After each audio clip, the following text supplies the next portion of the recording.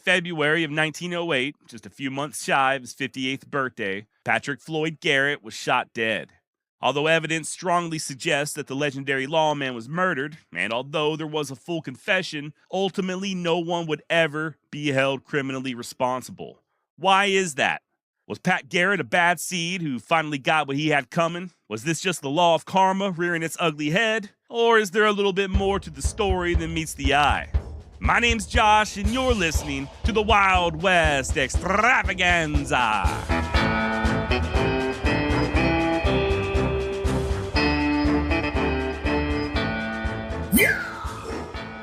If you're here to learn all about the events surrounding the death of Pat Garret and the aftermath, you are most certainly in the right place. This is part 5 and the final installment in the series on Garret, but please don't feel obligated to stop what you're doing and go back and listen to the previous 4 right now. You can start with this episode and then go back and get the full story later if you so choose. Now, we've already discussed Pat's early life, his relationship with Billy the Kid, his time as sheriff of Lincoln County, and most recently, his involvement with the disappearance of Albert Jennings Fountain.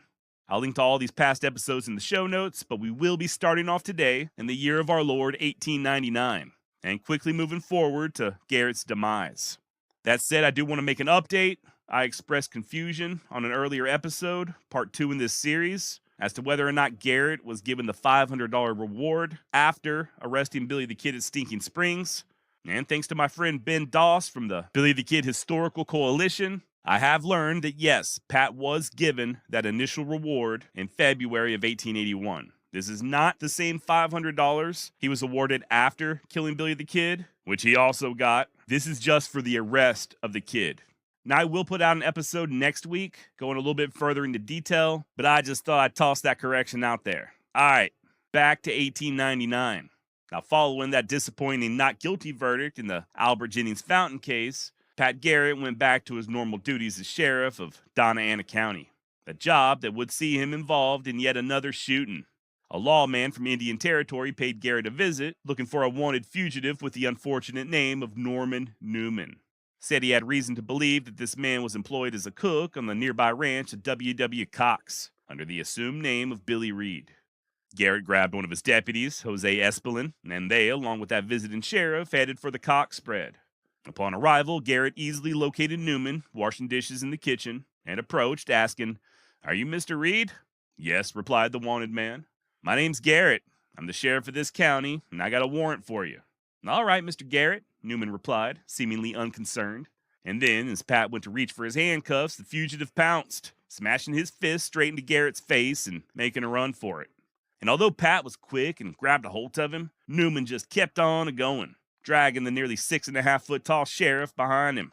At this point, Deputy Epsilon comes running in, shucking his revolver, only to have Pat yell out for him not to shoot. Guess he wanted to take Newman alive. So Jose does the next best thing and proceeds to bring the butt of that pistol down over the outlaw's head, more than once. This drives Norman to his knees, but just as Pat is once more fumbling for those cuffs, here comes a damn bulldog hopping up and attacking Deputy Espelin. Not making this up. With Garret momentarily distracted, Newman gets to his feet, swinging his fist wildly, and running off yet again, allegedly straight for a revolver inside of the Cox ranch house. Before he's able to get his hands on it, however, 2 shots are fired, and Billy Reed, aka Norman Newman, falls dead to the ground. Now, I read a couple accounts of this little dust-up, and it's hard to tell whether or not the entire fight took place inside the house and who actually killed Newman. According to Pat Garret himself, as told to his friend Emerson Huff, it started in the kitchen, spilled out onto the porch, and then after that bulldog got involved, that's when Newman made a mad dash back into the house, presumably for a gun, and then Pat claimed that his, quote, Mexican, referring to Deputy Espelin, shot the fugitive twice in the back. By the way, oddly enough, that bulldog was owned by none other than Albert B. Fall. We spoke quite a bit about Mr. Fall last week, and he just continues popping up in Garrett's life in the weirdest of ways. And although a coroner's inquest would exonerate both Garret and his deputy, it didn't help patch up feelings with the Cox family, who owned that ranch where the killing took place. Now let's talk about this W.W. Cox guy real quick. Full name William Webb Cox. He had, as a younger man, been involved in the Sutton-Taylor feud over in Texas. Took part in the murder of a doctor and his son, and later moved to New Mexico, where he reinvented himself as the respectable rancher W. Cox. Now here's where things get a little crazy. Oliver Lee, whom we also discussed extensively in the previous episode, prime suspect in the disappearance of Albert Jennings Fountain, was sweet on and would eventually marry Cox's sister-in-law. And the day before Pat Garret and his posse got into that shootout with Lee and his buddy Gilland, the pair had been hanging out right there at the Cox Ranch. Then there's Print Road, yet another in-law of W. Cox. Print supplied the horses to Oliver Lee back when he was on the lam, and it does not appear that he had any love in his heart whatsoever for old Pat Garret. And that little fight there at the ranch would only further exasperate matters. Print's sister, who also happened to be the wife of W. Cox, was pregnant at the time and in the house when Norman Newman was shot to death. This really pissed Rhodes off because he felt like Pat had needlessly placed his sister and all the other women who happened to be in the house that day in harm's way. And when I say that Print was pissed off, he even threatened to kill Pat Garret right then and there. Now, Rhodes had the reputation of a guy who wanted to be tough. And you know how people like that are, right? Always trying to prove something. Apparently, this caused a lot of folks to not want anything to do with the man, but he did seem to get along just fine with everyone there at the Cox Ranch. Now, on that day in question, cooler heads prevailed, and there was no further bloodshed. And if all this just seems inconsequential, I promise you, I'm bringing it all up for a reason. You're going to hear a lot more about Print Road and Mr. Cox coming up very shortly. In February of 1900, not too long after that shooting at the Cox Ranch, a couple of criminals named William Wilson and Oscar Wilbur robbed the bank right there in Las Cruces in broad daylight, made off with over $1,000. They struck east at a gallop, and just 20 minutes later, here comes Pat Garret in the saddle and tracking them down. Now, either they got too much of a head start, or Pat was just getting old, as he would return empty-handed. Not long thereafter, Garret was tipped off that the duo were in San Antonio. He sent a deputy to investigate, and sure enough, the pair was located and arrested and brought back to New Mexico. Once behind bars there in Donna Ana County, Wilbur turned snitch and claimed that it was Print Road and a friend of his, Will Cravens, who provided the horses that they used for that robbery. And that was all Pat needed to hear. After he and Print had that little confrontation at the Cox Ranch, he was more than happy to slap the man behind bars, which he wasted no time in doing. It was all for naught, though. Rhodes soon acquired the legal counsel of, you'll never guess who, Albert P. Fall, and being the expert litigator he was, both Print and his accomplice Cravens were found not guilty. Surprise, surprise. A turn of events that made Pat Garret so livid that he decided not to run for another term as sheriff there in Donna Ana County. Speaking with a journalist, Pat stated that the office of sheriff no longer needed his, quote, peculiar talents in the line of good marksmanship and quick action, end quote. In other words, fuck you guys, I'm going home. And for pretty much the next year, Pat Garret was just a private citizen. But opportunity soon came a-knocking. Following the assassination of William McKinley, Teddy Roosevelt would become the nation's 26th president. And if I know anything about Teddy Roosevelt, it's that he loved his cowboys and Old West lawmen. Not only was Roosevelt aware of who Pat Garret was, but he even appointed him to the lucrative position of El Paso's collector of customs. And in all actuality, it really wasn't all that easy. The president did not go to Garret. He had to travel to D.C. himself in order to put the bug in Roosevelt's ear. And then once word got out that the president was considering him, a flood of opposition came rolling in, accusing Garret of being everything from a drunkard to a gambler, an illiterate fool, and even an atheist. But it does appear that while Pat was a drinker, he was also able to drink like a normal person, unlike myself. Lucky son of a bitch. As far as being a gambler, that accusation was 100% absolutely true. Indeed, Pat's gambling and his association with other gamblers would cost him dearly in the years to come. As for his literacy, that was false. Pat could read and write just fine. And the atheist thing, well, it appears that Pat was what could more accurately be categorized as agnostic. He began to question established religion at a very young age and continued to do so throughout his life. But he would specifically request that there be no religious ceremonies at his funeral. By the way, I'm not really sure how his lack of religion would have stopped him from adequately performing his job, but I guess that's just politics, right? I mean, even nowadays, it's always customary for presidential candidates to espouse one denomination or another. And as far as I know, we have yet to have an openly agnostic or atheist as a president. Yet they still continue to lie like the rest of us breathe and fuck around on their wives and steal and commit all manner of reprehensible acts. But hey, at least they believe in God, or at least they claim to. Hell, at least Pat was being honest. Anyway, him and Roosevelt did have a heart-to-heart, and I guess Garret sufficiently answered the president's questions. Rumor has it that Teddy made Garret sign a piece of paper stating that he would not drink when on duty, thus both swearing him to sobriety and ensuring that Pat could at least write his own name. Now, this new job as a customs collector meant that Garret was now the federal officer in charge of collecting import duties on foreign goods entering into the U.S. there on the Mexican border. Now, me personally, I've never been outside the country, and I have always been kind of curious why it is in the movies when someone lands back in the United States, they're always asked if they have anything to declare. Well, it turns out declaring is just a fancy way of saying whether or not you're bringing back goods that you purchased abroad. Not for abroad, abroad. It's my understanding that for little trinkets and souvenirs, you don't really owe anything, but on stuff valued a little bit higher, you do have to pay a duty or a tax. Plus, it's also a way of barring the entry of prohibited items. If I learned nothing from watching The Simpsons, it's that you absolutely cannot bring frogs to Australia. And I guess the same goes for here in the US in regard to other types of goods. Anyway, this was Garret's new job down there in El Paso in a nutshell, and he did take it very seriously, strictly adhering to all the rules. Yeah, he was that guy. Pat would even make a U.S. Army general, guy by the name of Harrison Gray Otis, pay duty on all the gifts he was bringing back for his grandchildren. As you can imagine, people began to complain. And it just so happened that General Otis was also the editor of the Los Angeles Times, so he had one hell of a platform to air his grievances. To make matters worse, Pat wasn't all that overly polite while he was doing his job. He was short-tempered, rude, and just flat-out refused to cut anybody any slack, no matter who they were. Hell, Garret was even formally reprimanded by the Secretary of the Treasury after getting into a damn fist fight with one of his own employees right there at the custom house. So the dude's walking on thin ice, right? Finally, in April of 1905, President Roosevelt visited San Antonio for a Rough Riders reunion and invited Garret to join him, which he did, bringing his good friend Tom Powers along for the ride. No big deal other than the fact that Powers was a saloon owner and professional gambler. Not exactly the type that a sitting president in those days wanted to be publicly associated with. And sure as shit, the press got a bunch of pictures of Teddy, Garret, and Powers all standing together, cheesing it up, and Roosevelt had to learn through the grapevine about Tom's true profession. This angered the president, and a few months later, when it came time to renew Pat's appointment as collector, Roosevelt declined to do so. Teddy would later claim that it wasn't the photos with Powers that caused this decision. And I do think he was at least partially being honest.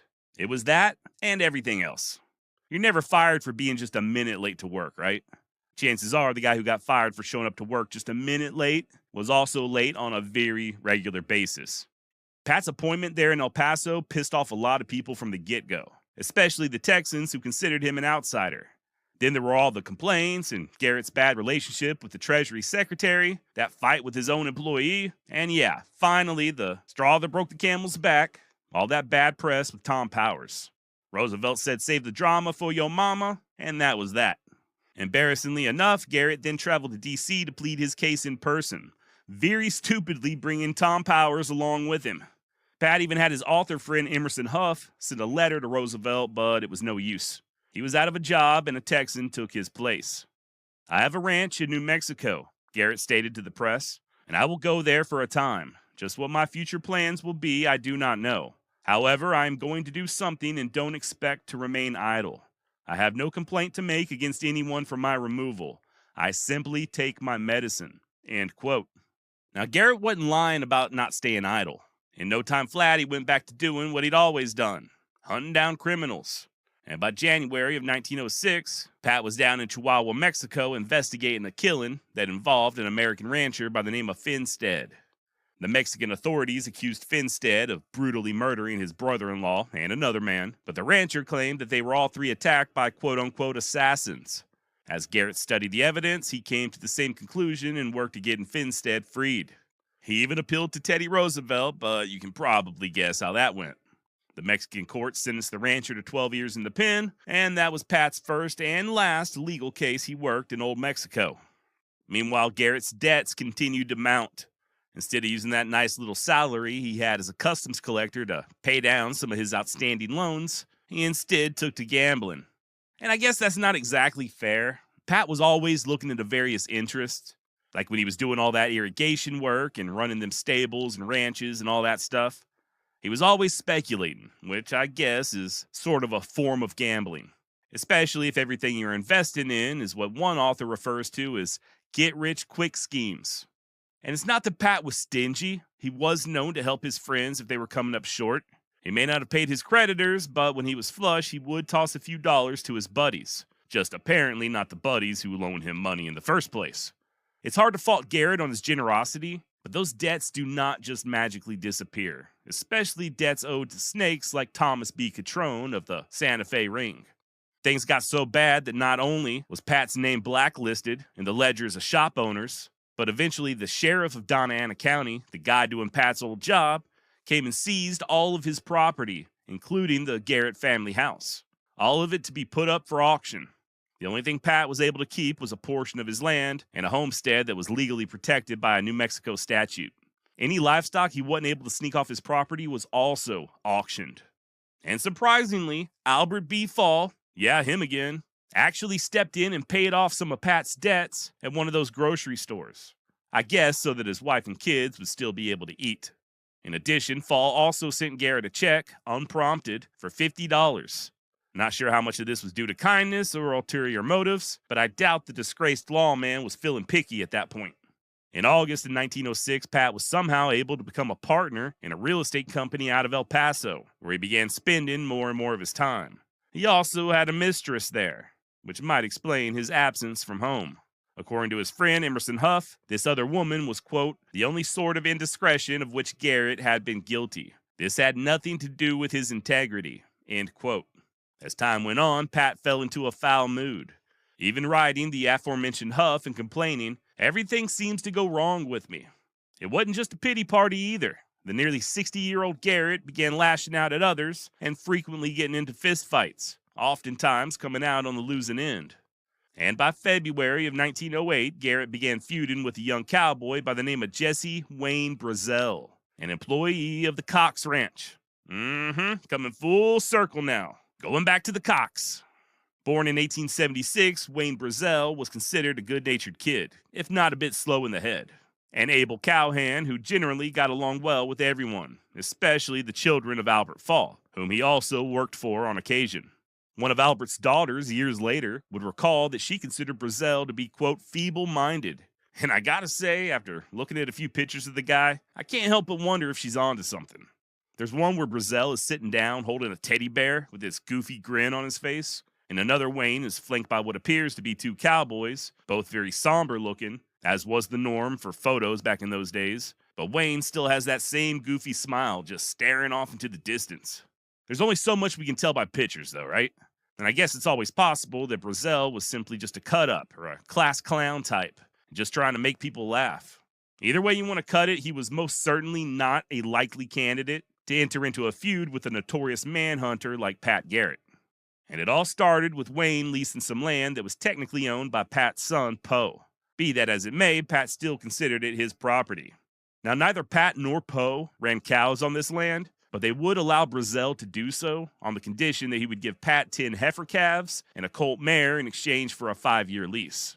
And according to Garret, Brazel agreed, claiming that he was going to run several head of cattle, but right at the last second, he switched it up and instead moved in a herd of over 1,200 goats.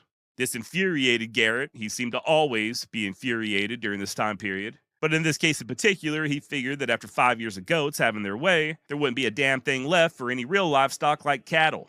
What's more, his own damn neighbor, W.W. Cox, fronted Brazel the money for those daggum goats. And oh, it gets worse. To add insult to injury, Brazel's partner in this venture was none other than Garret enemy, Prent Road. And of course, both Cox and Prent are connected to Albert B. Fall and Oliver Lee. The plot thickens. Now, at first, Garret tried to do things all legal-like and just void the lease, but this didn't pan out. He then attempted to get warrants sworn out for the arrest of both Road and Brazel, which sounds kind of weird, but apparently Pat was just trying to get him on a technicality. Some obscure law that stated livestock couldn't graze within a certain distance of a home, something like that. In other words, Garret was really reaching. Nonetheless, there was a hearing, and even though this was 1908, both parties came armed to the teeth. Print Road even tried to goad the former sheriff into a fight, but Pat wisely did not take the bait. The case was predictably dismissed as Pat and Rhodes swapped threats, with Pat being overheard as cryptically saying that they'd get to him if he didn't get to them first. Over the next several weeks, Garret was on edge and continued getting into fistfights there in Las Cruces, and he continued to lose. Pat also wrote a letter to his old acquaintance, George Curry, stating, "Dear Curry, I am in a hell of a fix. I have been trying to sell my ranch, but no luck. For God's sake, send me $50. Then something very interesting happened. A feller out of El Paso by the name of James Miller stepped in and offered to buy Pat's ranch. Great news, right? This Miller guy even had 1,000 head of cattle primed and ready to move. All that had to be done now was void that lease and get those damn goats out of the way. And just in case that name slipped past you, this James Miller from El Paso was none other than Deacon Jim Miller. I did an episode on Miller a long time ago, not currently available to the general public, sorry, but I do plan on doing another series on the man in the near future. And Deacon Jim was just a real piece of work, let me tell you. Born in Arkansas in 1861, Miller is even considered to be a prime suspect in the murder of his own damn grandparents. If that's not bad enough, he would move to Texas where, in the year 1884, he shot and killed his own brother-in-law before falling in with Manny Clements, the cousin of John Wesley Hardin. Remember, Hardin and Clements were both involved with the Taylor faction during the Sutton-Taylor feud, the same side that old W.W. Cox was on. Oh boy, there goes that plot further thickening. Miller would marry into the Clements family and, believe it or not, become a lawman in Pecos, where he was accused of killing several Mexicans and even his own boss, Reeves County Sheriff Bud Frazier. And the hits just kept on a-coming. Long story short, by the turn of the century, Jim Miller was essentially the Old West version of a hired assassin. If you had somebody that needed killing, just slip old Deacon Jim some cash and he'd see to it. FYI, they called him Deacon on account of his refusal to drink or smoke and his regular church attendance.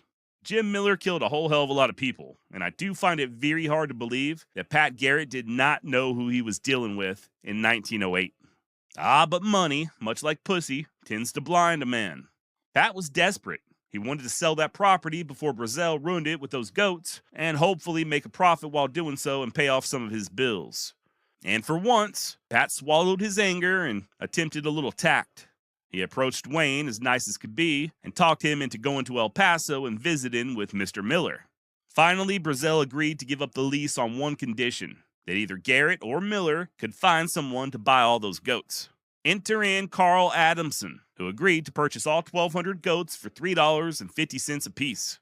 An issue quickly arose, however, when Brazel went and recounted his herd and discovered that he had a total of 1,800 goats, as opposed to just 1,200.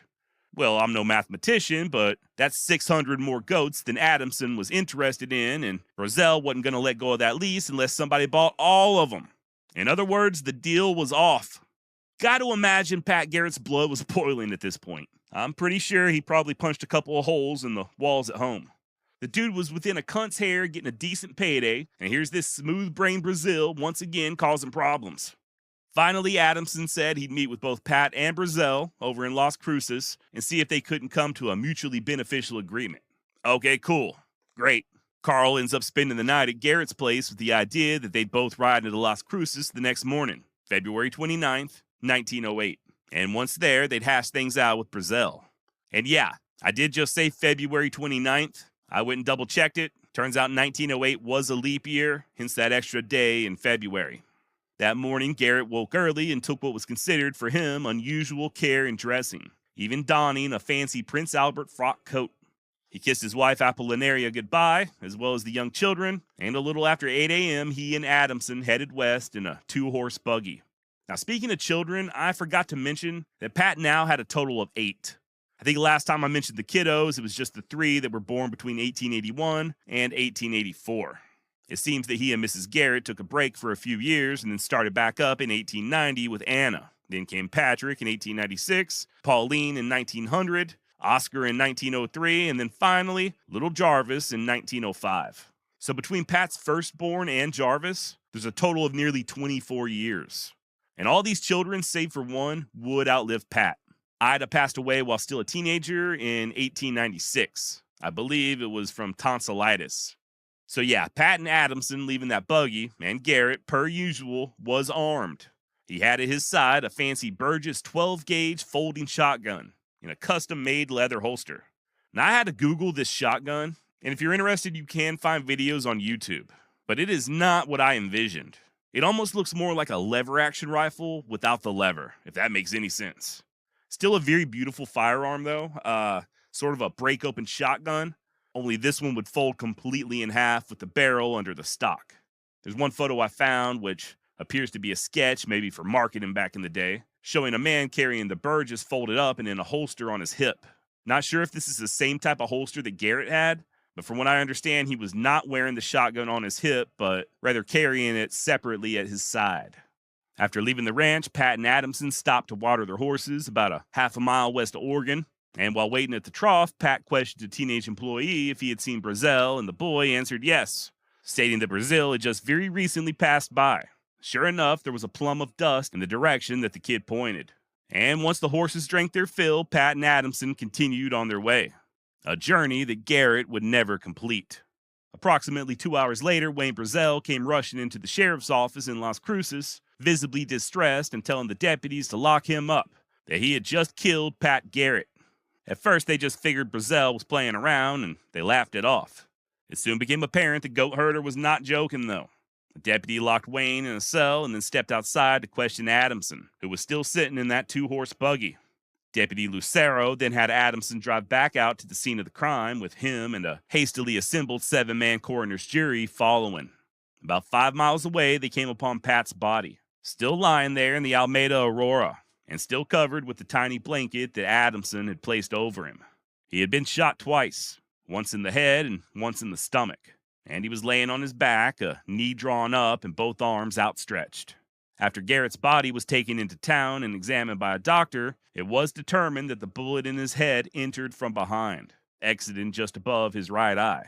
The angle of the gut shot suggested that it was either sustained when he was already on the ground or as he was falling, and the pistol slug they dug out was just behind one of his shoulders. So what the hell happened? According to Adamson, he and Pat overtook Brazel less than a mile after they left that watering hole outside of Oregon. They saw Wayne talking to someone in the road, but it was too far off to make out who, and by the time they got there, the mysterious figure had rode off. They continued to make their way to Las Cruces with Brazel trotting beside the buggy. Wasn't long before the conversation gravitated toward those damn goats, and things quickly grew heated. Pat began to somewhat verbally abuse Wayne for getting the count wrong in the first place. I mean, just how in the hell do you undercount that many goats? In his defense, Brazel just kept on saying that he was not going to sell out unless he had a buyer for all of them. End of story. At this point, Adamson, who was driving the buggy, decided to step down and guide the horses at a walk. Finally, Pat tells Brazel, "Well, I don't care whether you give up possession or not. I can get you out of there anyway." To which Wayne challenges, "I don't know whether you can or not." Now, this causes Adamson to all of a sudden need to take a piss, or so he claimed. He halts the buggy and then hands the reins to Pat before stepping away to water the dirt. Next thing he knows, Garrett is yelling, "God damn you, I will put you off now," followed immediately by a gunshot.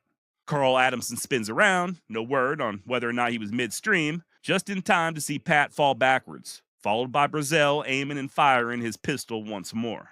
Per Adamson, Garrett then stretched out, made a grunt noise, and gave up the ghost. That's when the two hurried into town and Wayne turned himself in.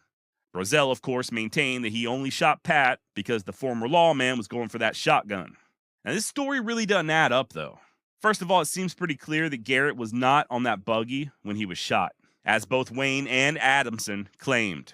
Garrett's pants were undone, and a glove was missing on his left hand, indicating that he too was standing and urinating. Also, it appeared that that shotgun was placed carefully next to the body, as opposed to just having been naturally dropped or thrown. Also, like I said a minute ago, that doctor who inspected the wounds did think that Pat was shot from behind. Garrett lay in state in Las Cruces for a total of 6 days, as thousands of people paid their respects.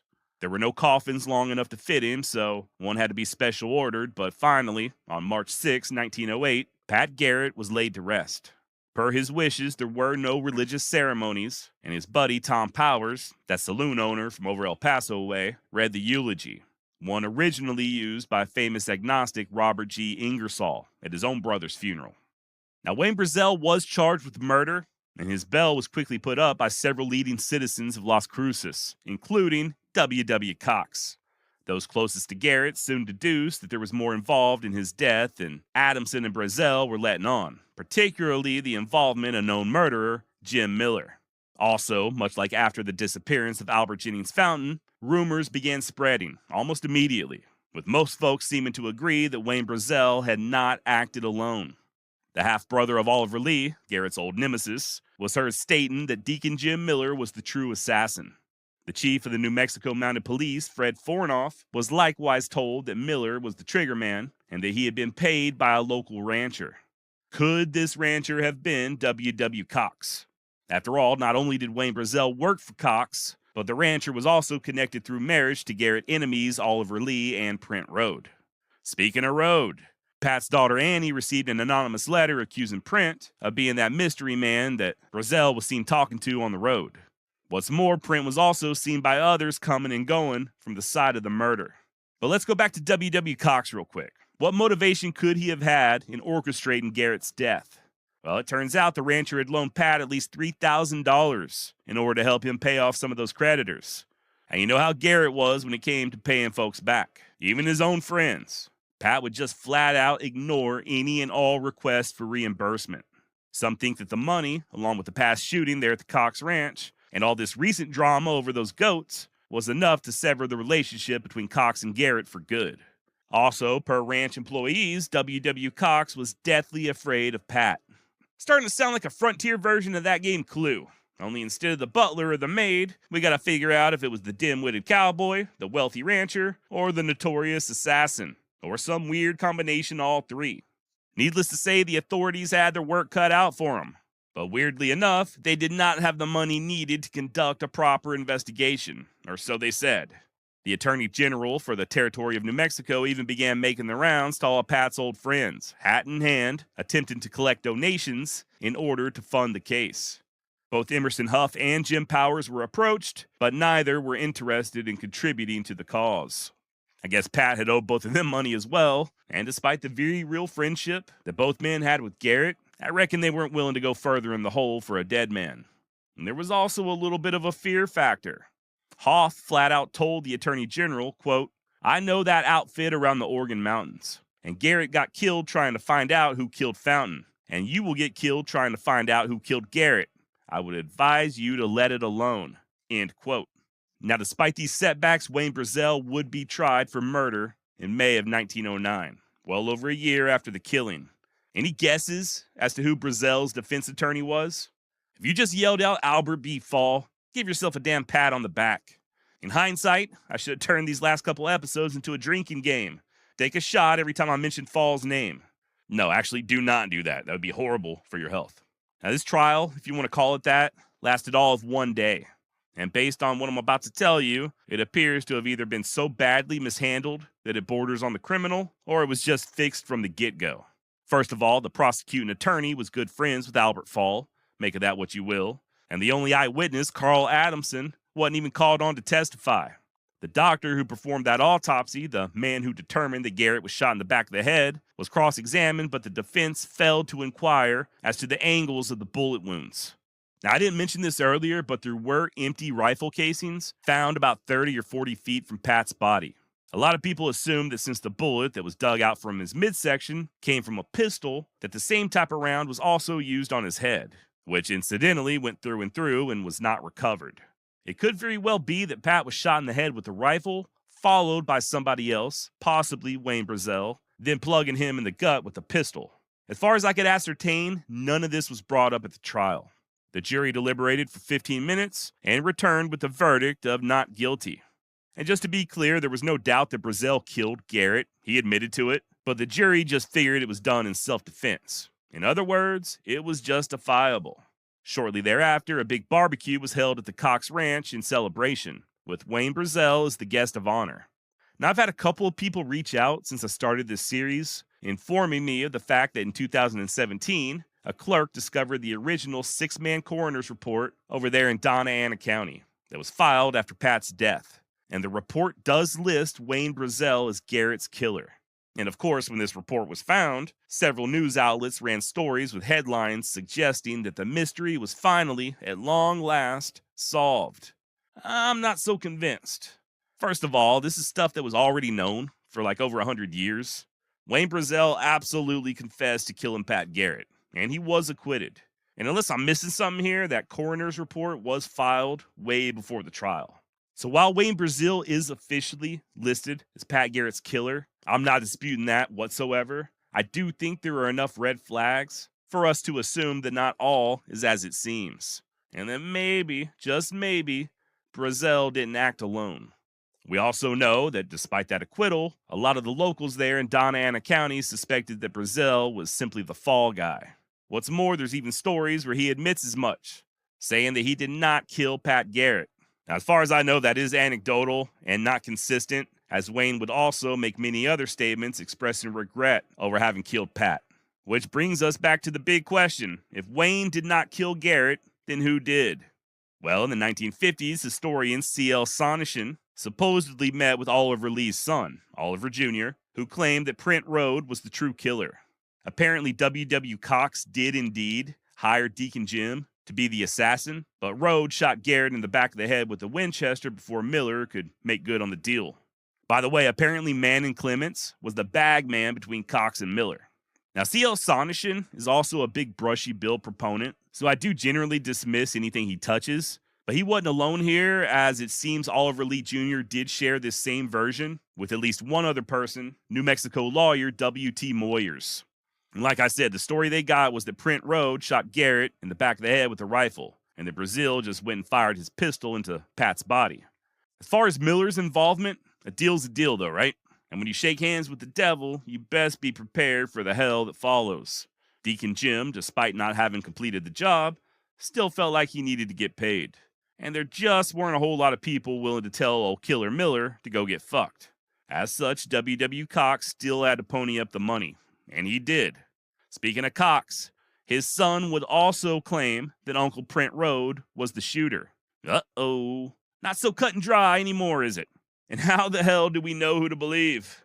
Let's just keep going, though. Assuming that Cox and Print Road did conspire to have Pat murdered, and that Brazel was just the dumb fall guy, what would their motivation have been? There's no way they murdered a man simply over goats, right? I know Pat and Print Road had their disagreements in the past, but why wait so long to get even? You know, did he really kill Garret over that leased land, or was that just the tipping point? And there are a lot of people who think that it simply came down to fear. Pat was not much of a, how should I put this? He wasn't a respecter of feelings. Garret could be rude, and some of his statements to both Print Road and Wayne Brazel may have seemed a little threatening.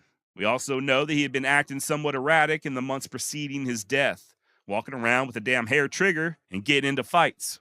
According to Albert Fall, quote, everybody was afraid that Garret was going to kill someone, and a sigh of relief went up when he was finally killed. So yeah, I guess fear is one motivation, and another could have just been greed. After all, in the end, Bill Cox did end up with the Garret Ranch. By the way, his spread ended up being freaking huge, although much of it was eventually taken by the U.S. government as part of the White Sands Missile Range. So there you go, greed, fear, retribution. Was it Print Road? Was it W.W. Cox? Was it Deacon Jim Miller? Or was it really Wayne Brazel? And who knows, it could all go back to the Albert Jennings fountain case. Maybe Pat was getting close to solving it. Maybe Cox was involved. Pretty sure Oliver Lee was. And maybe they removed this threat before Pat could come forward with his findings. Now, historian Leon Metz is not quite as suspicious as I am. In his biography, Pat Garret, The Story of a Western Lawman, Metz writes, quote, writers, historians, and gunfighter buffs almost unanimously agree the conspiracy began at a secret meeting in El Paso's St. Regis Hotel. How all these authorities document their allegations is in itself something of a secret, since many of them cite dead men who meant to talk for the record, but never quite made it, or, quote, printed fictional stories which made many insinuations but offer no proof. Although the names of those attending the meeting vary, depending on whom you read, or whom you choose to believe, those most frequently mentioned have been Oliver Lee, Bill McNew, Jim Miller, Carl Adamson, Manning Clements, Print Road, Wayne Brazel, W.W. Cox, and Albert B. Fall. The subject of this get-together was Pat Garret and how to get rid of him. Cox supposedly called this group of Garret haters together and explained the problem and its solution. He despised Garret because of the Newman killing. He wanted Garret's land, especially the water, and he feared that Garret was getting too close to solving the fountain mystery. Cox agreed to pay for the shooting, but insisted that the murder had to appear as self-defense. Most of the discussion revolved around the methods for provoking Garret, and Lee finally came up with the most acceptable solution. He suggested that Wayne Brazel, an easygoing, good-natured young man who was liked by nearly everyone, lease the unused Bear Canyon Ranch and put goats on it. Most people could be counted on to be sympathetic to Brazel, and if he took the blame for the killing, a jury would most certainly free him. Since Brazel was not a professional gunman and might himself be killed if he tried to shoot Garret, someone else would have to do the job and guarantee its effectiveness. All eyes turned towards Jim Miller. There it is, the motive, the conspiracy, and the murderer. Enough romance and mystery for a saddlebag full of paperback thrillers. It seems a shame that none of it is true. End quote. Metz then goes on to explain, very convincingly, I might add, that there is no logical reason for all these dramatics if all they wanted was for Jim Miller to assassinate Garret. I mean, think about it. All Miller really had to do was just hide behind a hill and shoot Pat as he rode by. The author also argues that both of the bullet holes in Pat's body were caused by a .45 Colt as opposed to both a pistol and a rifle, referencing that Winchester shell found near Garrett's body. Now, Metz may be mistaken here. I offer that up very humbly, as I am an idiot and most likely don't know what I'm talking about. But it is my understanding that nobody knows for sure what caliber was used on Garrett's head. I think it's just assumed that it was a .45, as that was the caliber that was pulled out of his torso. I could be wrong, though. It's my opinion that if it was two shooters, Jim Miller or whoever could have initially shot Garret with a rifle, and then Brazel or even Adamson just shot him again for good measure with a pistol. But I don't know. Furthermore, Metz, when mentioning that Winchester shell, also makes a great point in stating that nobody knows when it was fired. Anyone could have just shot at a deer or even just a target a month prior and left the casing right there on the ground. Metz also points out that Jim Miller preferred to use shotguns during his assassinations, which is also true. Either way, there's no proof that Deacon Jim Miller was there at the scene of the crime. And just in case you've ever heard the rumors about Miller confessing to killing Pat Garret shortly before he was executed, well, according to the man who actually strung Miller up, that's not true. Per Walter Gain, the jailer who put the noose around Jim's neck, he made no confession whatsoever. I ought to know, said Gain, because I hung him. Metz also discounts the idea that W.W. Cox was involved, speculating that if the rancher really wanted Garrett's property, he could have had it without killing him. I mean, he did hold the damn mortgage on the place. Ultimately, Leon Metz does accept that Wayne Brazel alone was responsible, despite his lack of ever being involved with previous doings. Metz speculates that it was more than likely not premeditated, and that Brazel was genuinely afraid of Garret. Once Pat began hacking on him, things got tense, and then when Garret turned his back to take a piss, Wayne went ahead and took the safe way out and put Pat down before he could have a chance to do the same to him. Now, Jarvis Garret, who was just a baby when Pat was killed, would naturally want to look into the killing as he got older. And Jarvis came to a conclusion far different than that of historian Leon Metz, an angle to the story that I definitely did not see coming. Turns out Carl Adamson, that go-between with Garret and Wayne Brazel, was not just a casual acquaintance of Mr. Miller from El Paso. Indeed, he and Deacon Jim were in-laws. What's more, not long after Pat's death, Adamson would be sent to prison for illegally smuggling Chinese workers into the United States from Mexico. And by the looks of things, he was not alone in this venture. Remember Manning Clements, cousin of John Wesley Hardin and brother-in-law of Deacon Jim Miller, and friend of W.W. Cox? Well, he would come to a mysterious end himself 10 months to the day after Garrett's murder. Clements was having a drink in El Paso's Coney Island Saloon, the same drinking establishment owned by Pat Garrett's good friend, Tom Powers, when someone walked up behind him and blew his damn head off. And not a single other person in that saloon ever claimed they saw a thing. Nobody. This was at 6:15 in the afternoon, and not only was Texas Ranger Captain John Hughes in attendance, but so was Burt Mossman, one-time head of the Arizona Rangers. As one of their company rose to intervene, either Hughes or Mossman ordered them to sit down, saying, "We don't want to get mixed up in this." Now, it turns out Manning Clements was also involved in that human trafficking. And at least one source I found from author Mark Boardman even describes Tom Powers' saloon as the, quote, headquarters of the Chinese smugglers, end quote. Clements had, believe it or not, been working in law enforcement, but was recently charged with armed robbery, as you can imagine, ending that particular career. He was drinking heavily, and I guess the theory is that his smuggling partners feared he was going to start talking unless they paid him some hush money. And yeah, instead of paying, they simply hushed Clements for good. The killer? Who knows? But as was the case with Garrett, one prime suspect is Manning's own brother-in-law, Deacon Jim Miller, who of course would be strung up by vigilantes up there in Oklahoma just a few months later. Now, according to Jarvis Garrett, even as recently as the 1970s, his father Pat was not killed by Killer Miller or Wayne Brazel or any of them others, but instead Carl Adamson, the guy behind this damn smuggling operation. It's my understanding that Jarvis did not expand further, but others have taken this to mean that Adamson and Prent Road and W.W. Cox and all them other cocksuckers who were mixed up with Manning Clements and Deacon Jim wanted to take Garrett's land in order to hide those Chinese immigrants that they were sneaking into the country. I'm not sure how realistic this is. I sort of feel like that area of New Mexico already had a lot of places where you could hide a large group of people. I mean, assuming that W.W. Cox was involved, which I'll admit is an assumption, he did have a lot of property himself, and so did Oliver Lee. It does make me wonder how much Tom Powers knew, though. He was a very good friend of Garrett's at one point. Hell, he even gave the damn eulogy at the funeral. But was he also in cahoots with these smugglers? It kind of sounds like it. Kind of makes me curious as to what he really knew about Pat's death. I'm actually really interested in learning more about this in the future. For what it's worth, Tom would take his own life several years later in 1931 as he was battling cancer. Anyway, Carl Adamson passed away in Roswell in 1919, and as far as I know, he never retracted his statements.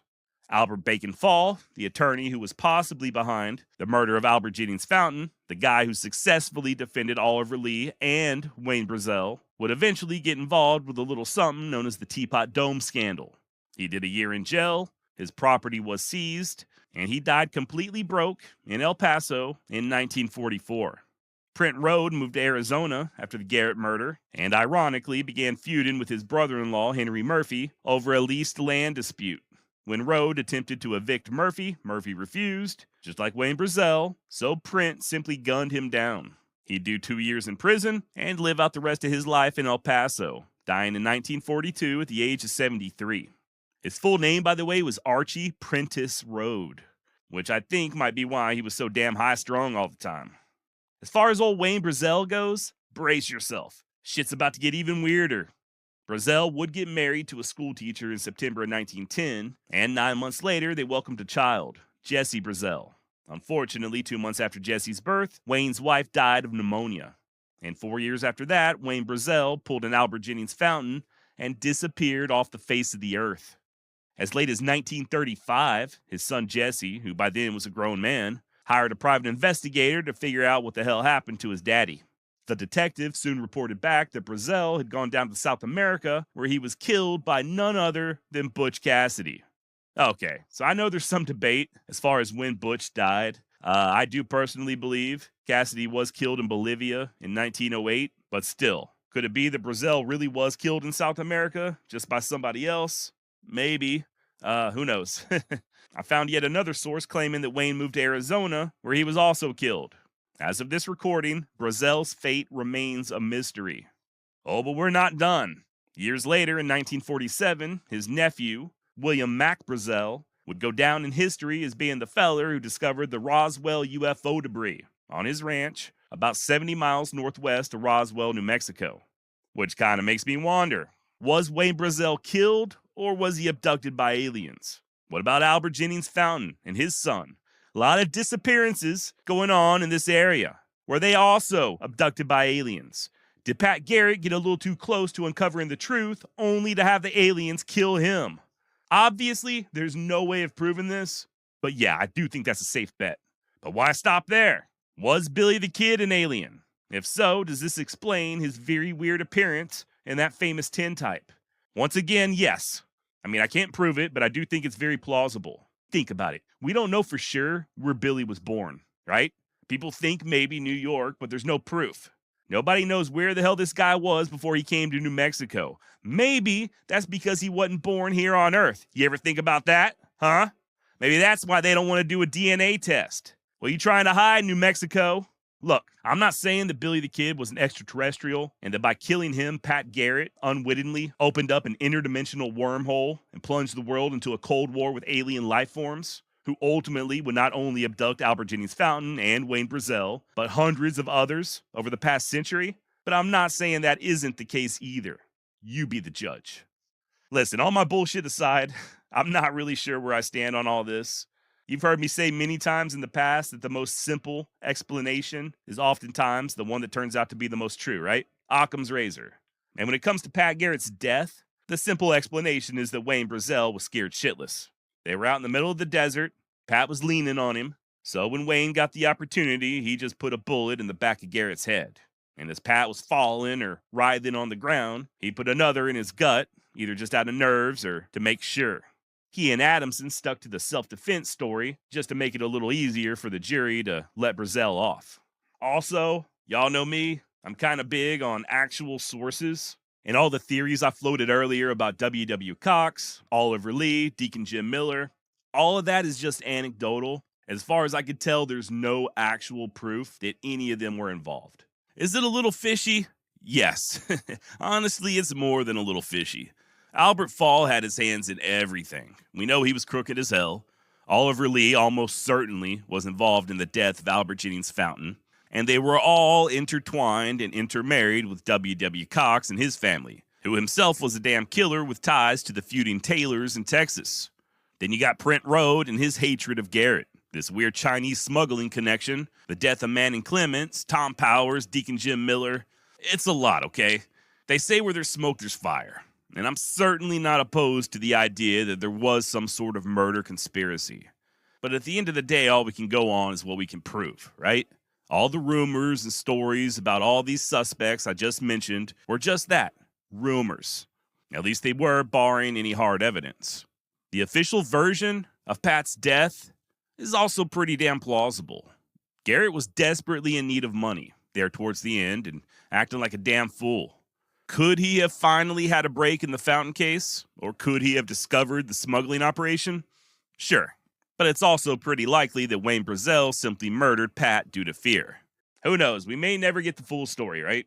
And by the way, just because I think Brazel did it doesn't mean I buy his story about self-defense.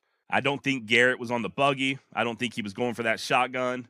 I think the evidence suggests that he was indeed taking a piss and Brazel plugged him from behind. What do you think? Is that really what happened?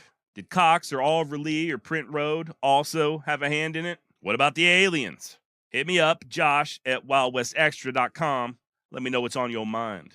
Or better yet, if you're a member of Into History, join the Wild West Extravaganza Discord and let me know. Let's get a discussion going. Now, I posed a question at the beginning of this series. Was Pat Garret a good man or a bad man? And has he been unfairly or falsely maligned? I have thoughts. What else is new, right? But I also think the epilogue in Leon Metz's biography on Pat Garret sums it up pretty damn good. Mr. Metz writes, quote, Walter Noble Burns, author of the exasperatingly popular Saga of Billy the Kid, is credited, with considerable accuracy, with being the principal force behind the legend surrounding the life, and most particularly the death, of the incorrigible young man whose violent end brought Pat Garret momentary fame, long-lasting rue, and a dubious distinction that can almost be compared to that of the dirty little coward who shot Mr. Howard and laid Jesse James in the ground. Perhaps more than any single person, other than the kid himself, Burns, in his romanticized saga, flagrant with error, distortion, and misinterpretation, became Garrett's nemesis. This vastly popular book served to haunt and cast dishonor upon the lawman long after his mutilated corpse was laid to rest in the Las Cruces cemetery. The saga became an overnight bestseller, and since 1926 has gone through many printings. However, unknown to most casual readers with no particular expertise concerning Southwestern history, the book aroused dismay and wrath among Lincoln County historians.